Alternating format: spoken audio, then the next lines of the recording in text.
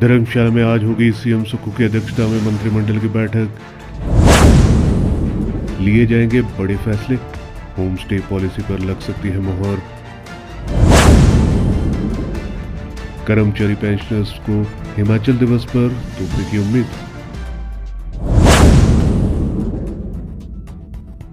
CM Sukhvinder Singh Sukhu की अध्यक्षता में 24 जनवरी को धर्मशाला में मंत्रिमंडल बैठक होगी। सीएम की अध्यक्षता में होने वाली इस मंत्रिमंडल की बैठक में होम स्टे पॉलिसी पर मुहर लग सकती है। मंत्रिमंडलीय उप समिति की तरफ से इसको लेकर सभी औपचारिकताएं पूर्ण कर ली गई है और अब मंत्रिमंडल से इसकी मंजूरी मिलना बाकी है।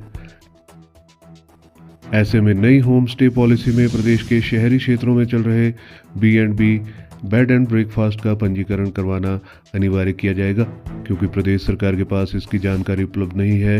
B&B के लिए केंद्र सरकार के पोर्टल पर ऑनलाइन पंजीकरण के बाद संचालक मनमाने तरीके से कमरों का किराया वसूल कर रहे हैं। मौजूदा समय में प्रदेश में होम स्टे की संख्या 4146 है तथा B&B के इसके दायरे में आने से ये आंकड़ा बढ़ सकता है। होम स्टे पॉलिसी में होगा बदलाव। मौजूदा समय में प्रदेश में होम स्टे की संख्या 4146 है और B&B के इसके दायरे में आने से ये आंकड़ा बढ़ सकता है। विधि विभाग से इसकी फाइल वापस आने की स्थिति में प्रस्ताव मंत्रिमंडल बैठक में लाया जा सकता है। प्रदेश सरकार की तरफ से बीते साल नवंबर माह में नई होम स्टे पॉलिसी को स्वीकृति दी गई थी, जिसमें अब बदलाव होगा।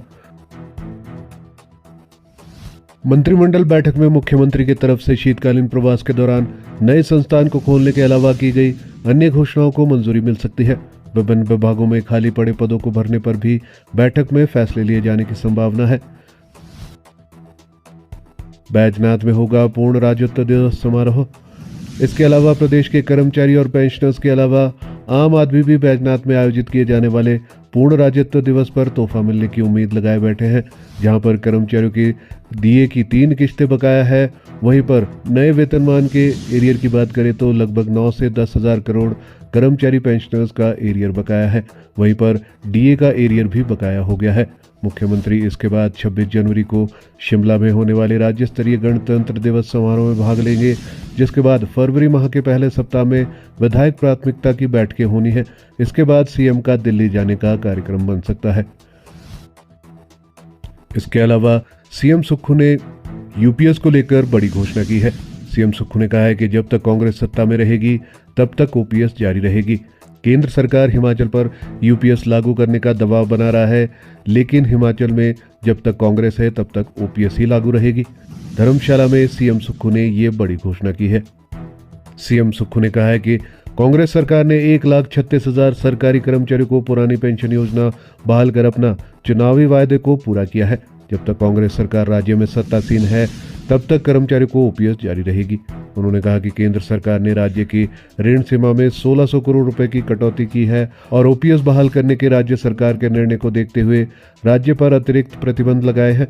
उन्होंने कहा कि एनपीएस के तहत लगभग 9000 करोड़ रुपए अभी भी केंद्र सरकार के पास फंसे हुए हैं और केंद्र सरकार यूपीएस को लागू करने के लिए राज्य पर दबाव बना रही है।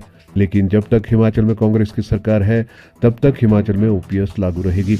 वहीं इस मौके पर सीएम ने तपोवन के पास 150 करोड़ रुपए की लागत से देश का सबसे बड़ा अंतर्राष्ट्रीय कन्वेंशन सेंटर बनाने की भी घोषणा की।